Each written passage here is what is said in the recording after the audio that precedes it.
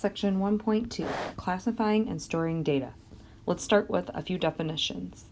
The first one is variable.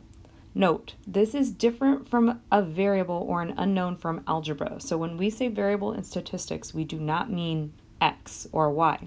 What we mean is that a variable is a characteristic of people or of things, something that has variability. So your examples there are height, weight, the list goes on and on. Okay, population. That is a collection of data values that will ever occur for a group. It's the, quote, bigger picture. That's what we usually refer to it as. The data set that contains all of the information about everyone or everything with respect to whatever variable we are studying. A sample. That is a subset of your population. One part of the bigger picture, but it represents the population at large. It's easier to obtain information. Here's an example. You collect data about the hair color and eye color of all of the students in your class in order to make more generalized statements about the hair and eye color of all students that attend HCC. In this example, the variables are hair color and eye color. The population, the bigger picture that we're trying to make inferences about, that would be all the students at HCC.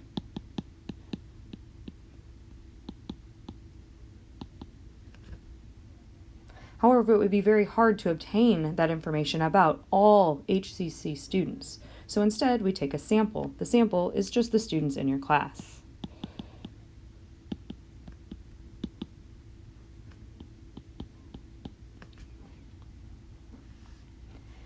Okay, so going on about variables, we've got two different types of variables. We have what we call a categorical variable that describes a quality or class of an object of interest, hair color, eye color. Those would be categories. And then we also have numerical variables. Those are a quantity, a measurement of the objects of interest. For example, height, weight, temperature, those are all measured in numerical values.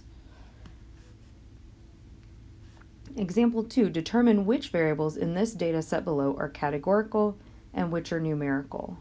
So if we scan across here, it looks like we have 5 different variables. We have gender, height, weight, birth month, and course grade, and all of those were recorded about some students. Well, which one of these are categorical?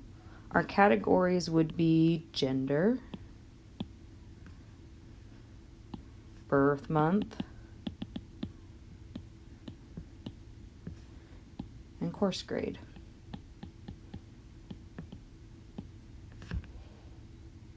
Leaving us with numerical variables of height and weight.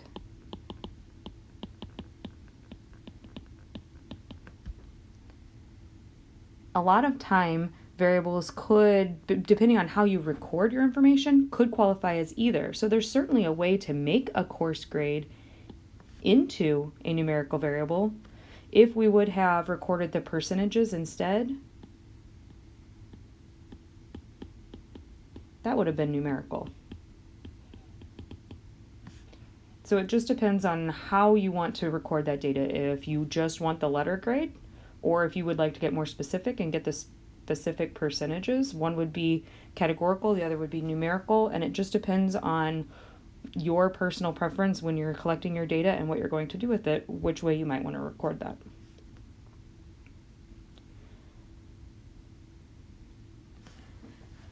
Sometimes categorical variables are actually disguised as numerical, and when this happens is when they use what we call coding. It's a method of using ones and zeros to mean yes and no of a certain category.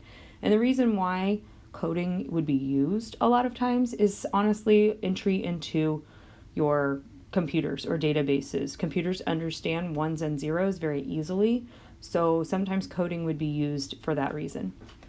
So here we've got our first chart here. We've got gender and height. Gender is categorical, height being numerical. So we want to rewrite the gender column over here using coding where 1 means male and 2 means female. So the important thing we need to also realize when we're using coding is whatever the 1 represents, that becomes your new heading.